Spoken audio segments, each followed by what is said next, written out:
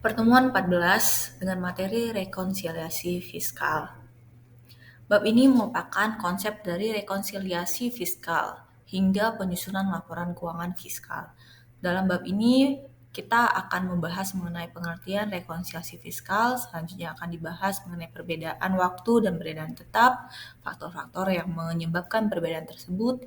Di samping itu juga akan dibahas pula beberapa kasus-kasus beserta penyelesaiannya. Tujuan pembelajaran setelah pembelajaran ini adalah pertama mengetahui secara jelas dan lengkap tentang dasar hukum dari pajak dan standar akuntansi keuangan.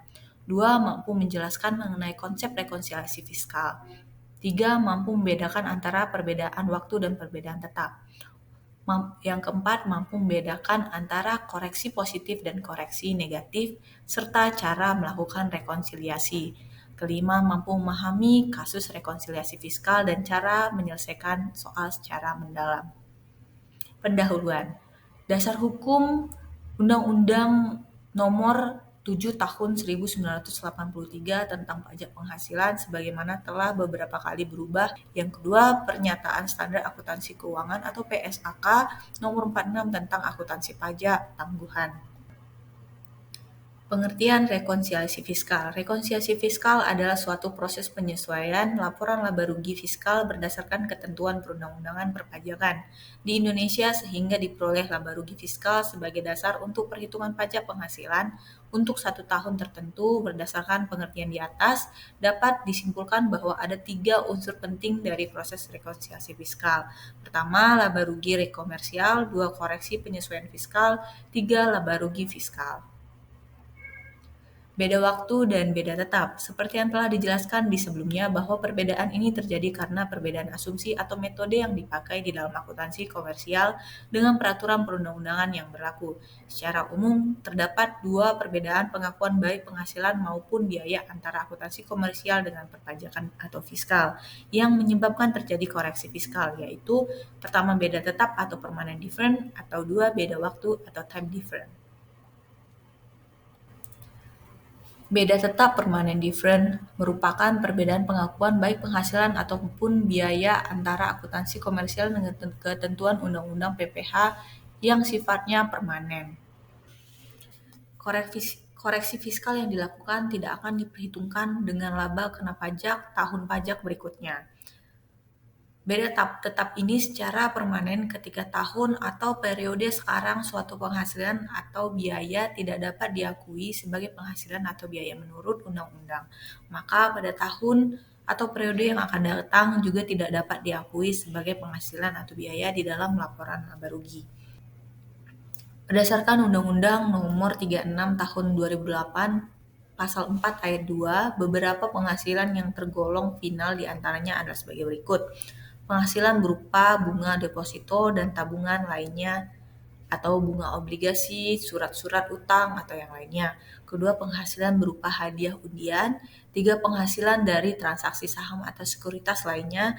4, penghasilan dari transaksi pengalihan harta. Ketika di dalam laporan laba rugi terdapat penghasilan yang disebutkan di atas, maka harus dilakukan koreksi atau penyesuaian. Selain itu, pajak PPh pasal 4 ayat 2 di dalam Undang-Undang Pajak Penghasilan ini termasuk juga biaya yang tidak boleh mengurangi penghasilan bruto. Berikut adalah contohnya yang merupakan PT ABC. Di dalam laporan laba rugi di atas dilihat bahwa ada komponen penghasilan bunga deposito sebesar 200. Penghasilan bunga deposito ini merupakan salah satu penghasilan yang tergolong final, maka penghasilan bunga deposito ini harus dilakukan koreksi atau penyesuaian fiskal. Menurut akuntansi komersial merupakan penghasilan, sedangkan menurut Undang-Undang PPH bukan merupakan penghasilan. Menurut Undang-Undang Nomor 36 Tahun 2008 Pasal 4 Ayat 3 tentang beberapa penghasilan yang dikecualikan dari objek pajak diantaranya adalah: pertama, bantuan atau sumbangan. 2, harta atau hibahan. 3, warisan. 4, harta termasuk setoran tunai. 5, penggantian atau imbalan sehubungan dengan pekerjaan atau jasa yang diterima atau diperoleh dalam bentuk natura atau kenikmatan. 6, pembayaran dari perusahaan asuransi. 7, dividen atau bagian laba yang diterima atau diperoleh perseroan terbatas. 8 iuran yang diterima atau yang diperoleh dana pensiun, 9 penghasilan dari modal yang ditanamkan oleh dana pensiun, 10 bagian laba yang diterima atau diperoleh anggota dari perseroan komanditer. 11 penghasilan yang diterima atau diperoleh perusahaan modal ventura, 12 beasiswa yang memenuhi persyaratan, 13 bantuan atau santunan. Dalam hal pengakuan biaya, beban koreksi karena beda tetap terjadi karena menurut akuntansi komersial merupakan biaya, sedangkan menurut Undang-Undang PPH bukan merupakan biaya. Berdasarkan Undang-Undang Nomor 36 Tahun 2008 Pasal 4 Ayat 3 tentang beberapa penghasilan yang dikecualikan dari objek pajak, diantaranya adalah sebagai berikut. 1. Pembagian laba. 2. Biaya yang dibebankan atau dikeluarkan. 3. Pembentukan atau pemupukan dana cadangan. 4. Premi asuransi atau kesehatan atau asuransi kecelakaan, asuransi jiwa, dan yang lainnya atau yang bersangkutan. Penggantian atau imbalan sehubungan dengan pekerjaan atau jasa yang diberikan dalam bentuk natura atau kenikmatan. 6. Jumlah yang melebihi kewajaran. 7. Harta yang dihibahkan atau bantuan atau sumbangan dan warisan. 8. Pajak penghasilan. 9. Biaya yang dibebankan atau dikeluarkan untuk kepentingan pribadi, wajib pajak, atau orang yang menjadi tanggungannya. 10. Gaji yang dibayarkan kepada anggota persekutuan firma perseroan komanditer yang modalnya tidak terbagi atas saham. 11. Sanksi administrasi berupa bunga, denda, dan kenaikan, serta sanksi pidana berupa denda yang berkenaan dengan pelaksanaan perundang-undangan di bidang perpajakan. Beda waktu atau time difference. Beda waktu merujuk pada perbedaan pengakuan penghasilan dan biaya antara akuntansi komersial dan undang-undang pajak penghasilan yang bersifat sementara. Dalam hal pengakuan biaya, koreksi karena beda waktu terjadi karena perbedaan metode penyusutan, di mana menurut Undang-Undang PPH, metode penyusutan yang diperbolehkan hanya metode garis lurus dan selalu menurun. Pertama, perbedaan metode penilaian persediaan, di mana menurut Undang-Undang PPH, metode penilaian persediaan yang diperbolehkan hanya metode rata-rata atau FIFO dan FIFO. 2. Penyisihan piutang tak tertagih, di mana menurut Undang-Undang penyisihan piutang tak tertagih tidak diperkenankan kecuali untuk usaha-usaha tertentu dan sebagian. Pertama, persediaan. Penilaian yang biasa digunakan oleh perusahaan yang sering dipelajari ada 3 metode, yaitu metode first in first out atau FIFO, 2 metode last in first out atau FIFO, 3 metode average atau rata-rata. Dari ketiga metode di atas diketahui bahwa laba yang tertinggi diperoleh jika menggunakan metode FIFO dan yang terendah adalah jika menggunakan metode LIFO. Oleh karena itu, berdasarkan perundang-undangan PPH, metode LIFO ini tidak diperkenankan digunakan oleh perusahaan dalam menghitung nilai persediaan. Ketika awalnya perusahaan dalam menghitung nilai persediaan menggunakan metode LIFO, maka dalam laporan keuangan fiskal perlu dilakukan koreksi fiskal karena harus menggunakan metode yang diperoleh berdasarkan Undang-Undang PPH.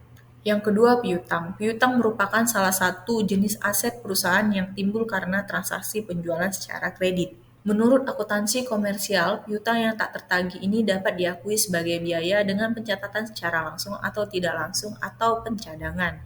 Jika menggunakan metode secara langsung, biaya kerugian piutang pada piutang. Jika menggunakan metode pencadangan, biaya kerugian piutang pada cadangan kerugian piutang. Jika menggunakan pencadangan piutang secara langsung, cadangan kerugian piutang pada piutang. Menurut Undang-Undang PPH, disebutkan bahwa piutang yang nyata-nyata tidak dapat ditagih dengan syarat 1. Telah dibebankan sebagai biaya dalam laporan laba rugi komersial. 2. Wajib pajak harus menyerahkan daftar piutang yang tidak dapat ditagih kepada Direktorat Jenderal Pajak. 3. Telah diserahkan perkara penagihannya kepada Pengadilan Negeri. Jika di dalam laporan laba rugi terdapat biaya kerugian piutang namun tidak memenuhi syarat di atas, maka harus dikoreksi fiskal. 3. Aktiva tetap. Dari definisi aktiva tetap dapat disimpulkan bahwa ada 3 unsur yang terkait dengan aktiva tetap. Di antaranya adalah aktiva tetap tersebut mempunyai masa manfaat lebih dari 1 periode akuntansi. 2. Tidak dimaksudkan untuk dijual dengan kegiatan normal perusahaan. 3. Mempunyai manfaat di masa yang akan datang.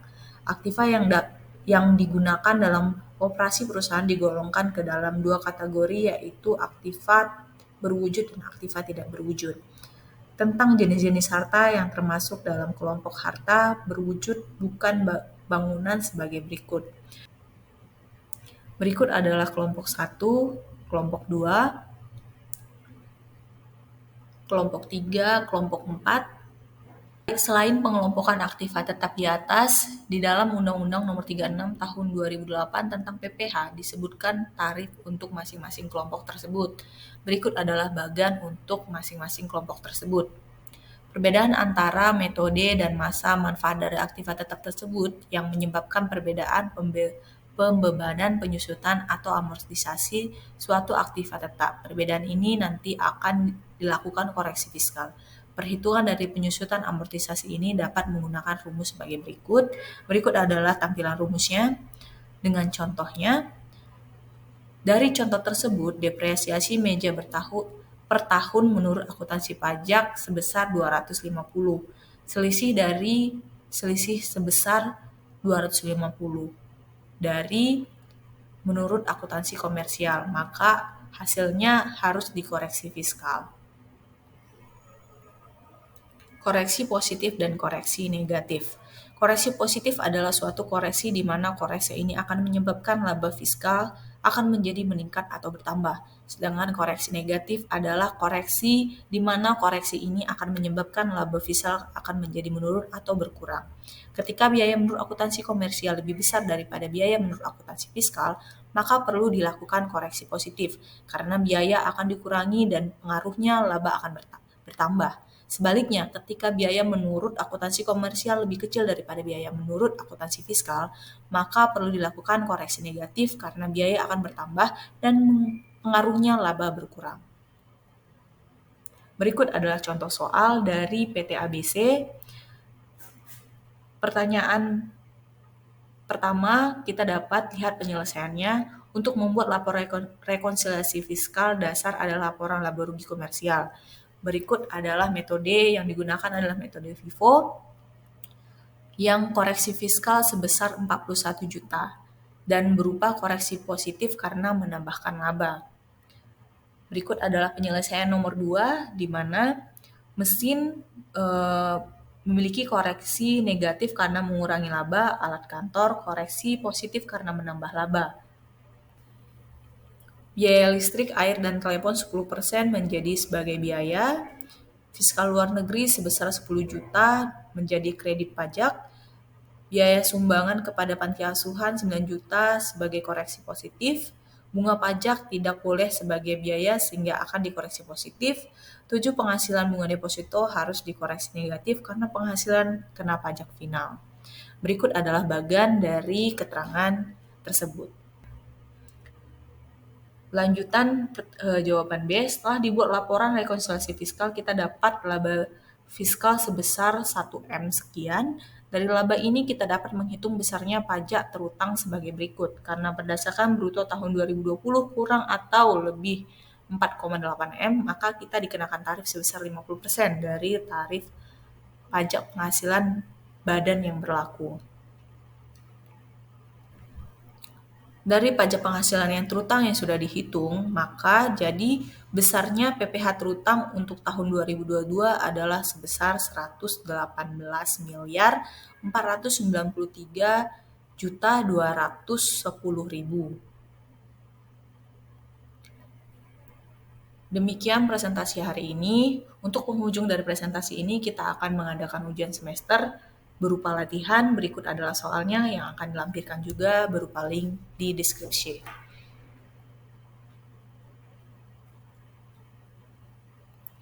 Demikian presentasi hari ini. Terima kasih.